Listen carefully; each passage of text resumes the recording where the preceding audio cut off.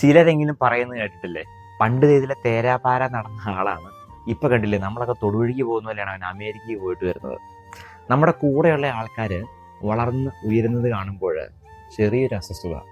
ഇന്നത്തെ സുവിശേഷത്തിൽ യോഹന്നാനോട് ശിഷ്യന്മാർ പറയണത്, നമ്മുടെ കൂടെ ഉണ്ടായിരുന്ന ആൾക്കാർ പോലും ഇപ്പോൾ ഇത് ഈശോയുടെ അടുത്തേക്ക് പോവുകയാണ്, എല്ലാവരും അവൻ്റെ അടുത്ത് പോയിട്ട് മാമോദിസ സ്വീകരിക്കുകയാണ്. ഇത് അവർക്കൊരു അസ്വസ്ഥത ഉണ്ടാക്കുകയാണ്. ഇത് കേട്ടപ്പോൾ യോഹന്നാൻ വളരെ സന്തോഷം ഉണ്ടാവുകയാണ്. അവൻ പറയണം, അവൻ വളരെ ഞാൻ കുറയുകയും വേണമെന്നുള്ളത്.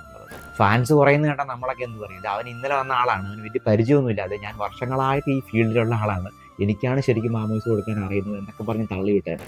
നമ്മുടെ ചുറ്റുമുള്ളവരൊക്കെ വളരുന്നത് കാണുമ്പോൾ എൻ്റെ ഒപ്പം ഉണ്ടായിരുന്ന, അല്ലെങ്കിൽ എന്നെക്കാൾ താഴെ നിന്നിരുന്ന ചില മനുഷ്യരൊക്കെ ഉയർന്ന് എന്നേക്കാൾ മുകളിലെത്തുന്നത് കാണുമ്പോൾ നമ്മൾ എന്തിനാണ് അസ്വസ്ഥരാകുന്നത്? യോഹന്നാൻ ശരിക്കും നമുക്കൊരു മാതൃകയാണ്. ചോദ്യം ഇതാണ്, മറ്റുള്ളവരുടെ വളർച്ചയിൽ എനിക്ക് സന്തോഷിക്കാൻ പറ്റുന്നുണ്ടോ എന്നുള്ളത്. നമ്മുടെ കൂടെയുള്ളവരെയൊക്കെ ഒന്ന് വളർത്തിക്കൊണ്ട് വരാനായിട്ടൊന്ന് പരിശ്രമിച്ച് നോക്കിക്കേ. അവരുടെ വളർച്ചയിലും അവരുടെ ഉയർച്ചയിലും ഒക്കെ ഉണ്ടല്ലോ, ഒന്ന് സന്തോഷിക്കാനായിട്ട് എനിക്ക് സാധിച്ചാൽ നമ്മുടെ ജീവിതവും ഒരുപാട് ഹാപ്പി ആയിട്ട് മാറും. യോഹന്നാനെ പോലെ പറയാൻ സാധിക്കട്ടെ, അവൻ വളരുകയും ഞാൻ കുറയുകയും ചെയ്യണമെന്നുള്ളത്.